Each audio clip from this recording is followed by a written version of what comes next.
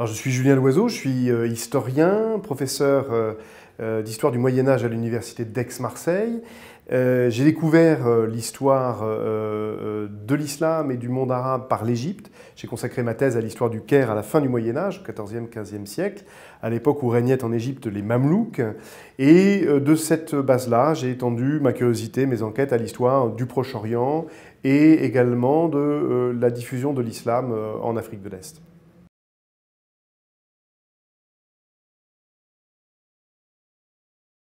Dans nos représentations collectives, aussi bien d'ailleurs en Europe qu'aujourd'hui dans le monde musulman, l'idée est souvent avancée que l'islam est de toutes les grandes cultures politiques celle qui est le plus étroitement associée dans le gouvernement des hommes, dans la conduite du pouvoir, le plus étroitement associé le politique et le religieux, la sphère du gouvernement des hommes et celle du gouvernement des âmes. Ce mélange du politique et du religieux, qui semble être la marque de distinction du pouvoir en islam, est pourtant d'une affirmation très discutable au regard de l'histoire, et en particulier au regard de l'histoire impériale de l'islam. Les conquêtes arabes au 7e siècle ont donné naissance à un immense empire, l'empire islamique, empire gouverné par un souverain qui porte le titre de calife. Ce calife, dans la tradition islamique, c'est le successeur de l'envoyé du prophète, le successeur du prophète Mohammed à la tête de la communauté. Mais cette interprétation traditionnelle de la fonction califale ne résiste pas à l'examen de la façon dont les califes, à partir de la seconde moitié du 7e siècle, ont gouverné l'Empire. Le calife, à la fin du 7e siècle, est en fait un empereur, un homme qui, comme dans l'Empire byzantin voisin, concentre entre ses mains l'ensemble des pouvoirs sur les sujets de son empire, sujets qui d'ailleurs, dans leur grande majorité, sont alors non musulmans. La dimension religieuse de son pouvoir est très importante, et d'ailleurs, on considère aujourd'hui que le calife Abd-el-Malik, grand calife omeyyade qui règne de 685 à 705, a été l'un des grands artisans dans la collecte et dans l'unification du texte coranique, une œuvre que la tradition musulmane attribue à son prédécesseur Othman, mais dont aujourd'hui la recherche sur le texte coranique tend à prouver que c'est ce calife de la fin du 7e siècle qui a contribué à achever le processus. Autrement dit, nous sommes encore à une époque où les pouvoirs, la dimension religieuse du pouvoir est indissociable de l'exercice politique du pouvoir sur l'Empire. Dans les premiers temps de l'existence de l'Empire islamique, il y a donc bel et bien concentration entre les mains d'un seul et même homme, le calife, le successeur de l'envoyé de Dieu, et le lieutenant de Dieu sur terre, car le calife joue sur les deux significations du mot khalifa en arabe. Il y a bien concentration entre ses seules mains du magistère politique et du magistère religieux. Le calife est aussi l'imam de sa communauté, celui qui doit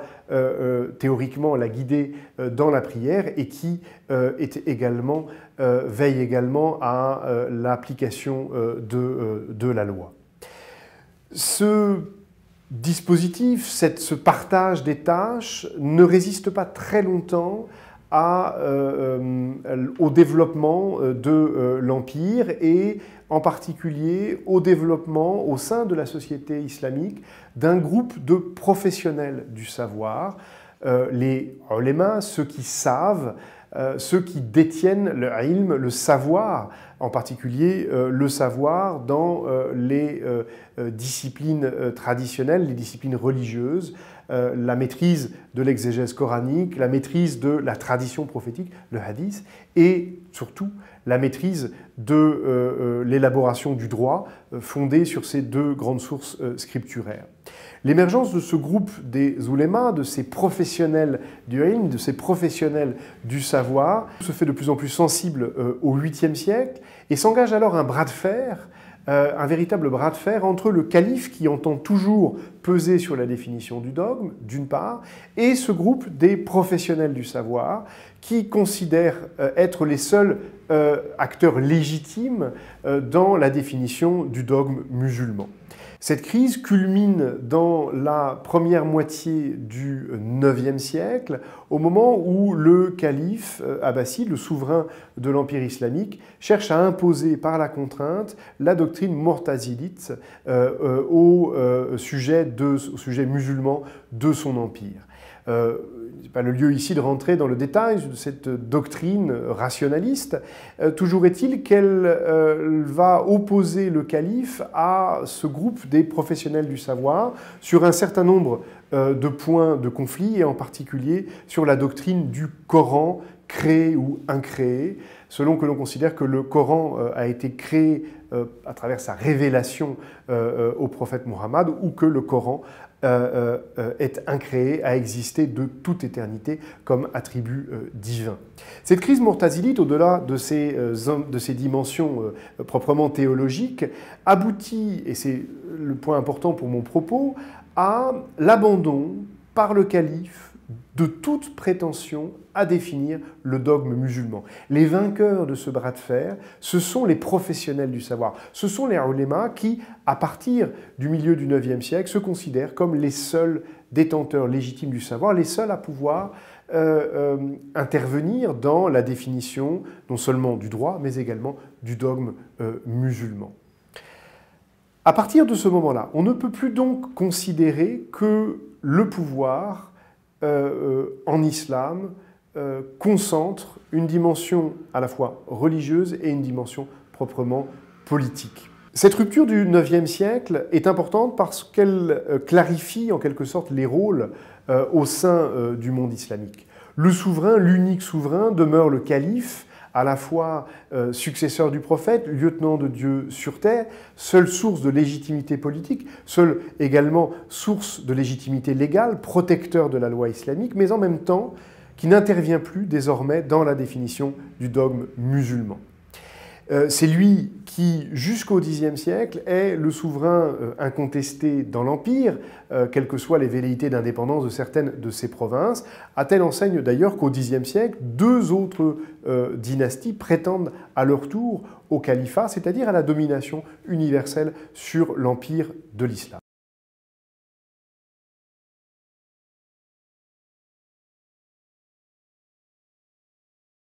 On comprend bien que ce qui a commencé au IXe siècle, c'est un processus de dissociation entre la source de la légitimité politique de celui qui gouverne,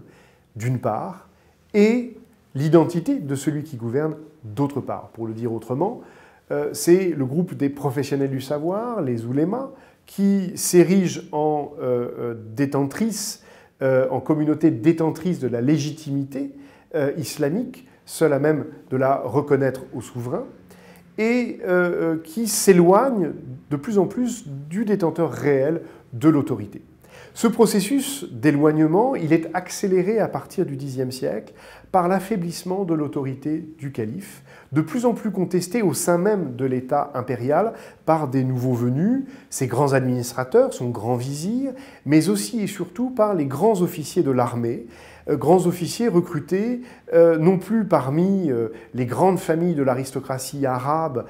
qui avaient été les grandes bénéficiaires des conquêtes des 7e et 8e siècles, mais désormais recrutés, ces officiers de l'armée,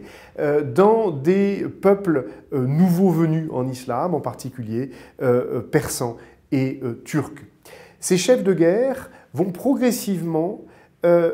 priver le calife de toute réalité du pouvoir avant d'accéder à une autonomie complète à son égard au XIe siècle.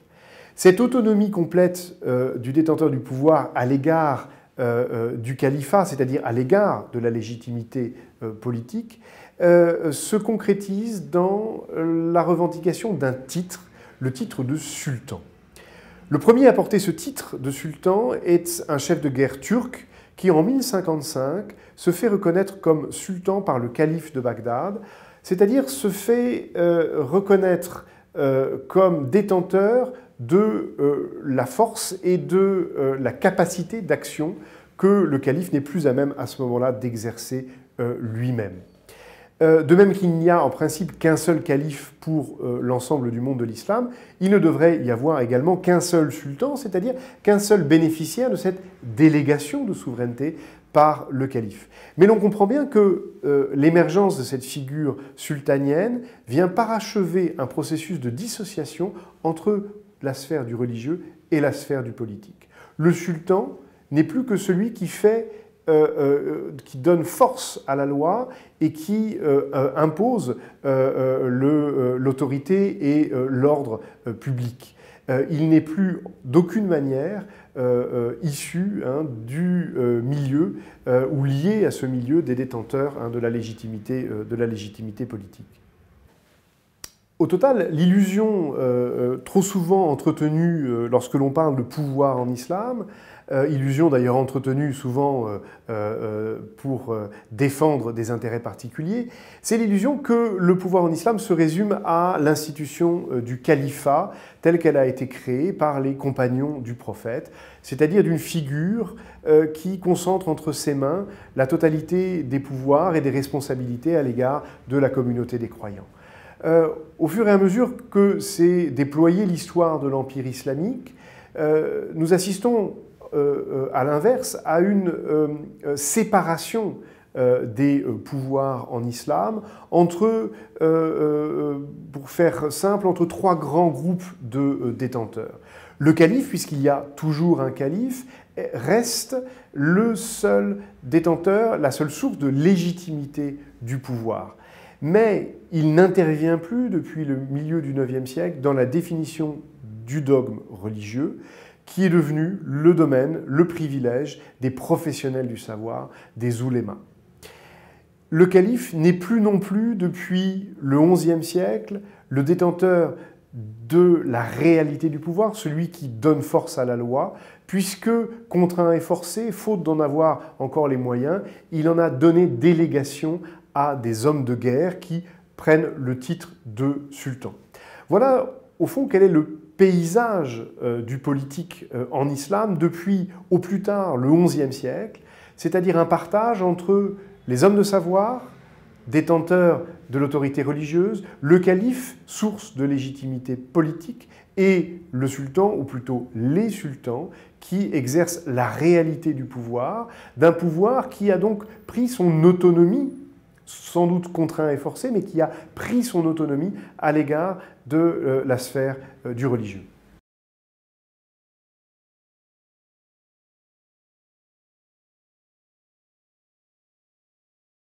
Alors la culture politique de l'islam a donné naissance à toute une littérature politique, à des réflexions sur ce que devait être le bon gouvernement en islam, un gouvernement respectueux de la religion et respectueux de la loi. Ces textes nous donnent, nous livrent une image de ce que devait être donc ce gouvernement idéal, respectueux de la loi, respectueux des hommes de religion, où le souverain doit être prêt à s'effacer, ou en tout cas, à tout le moins, à écouter les conseils et la censure morale des hommes de religion. Pour autant, parallèlement à cet art de gouverner idéal, qui est très largement le fruit de ce milieu des professionnels du savoir, a émergé également un art de gouverner plus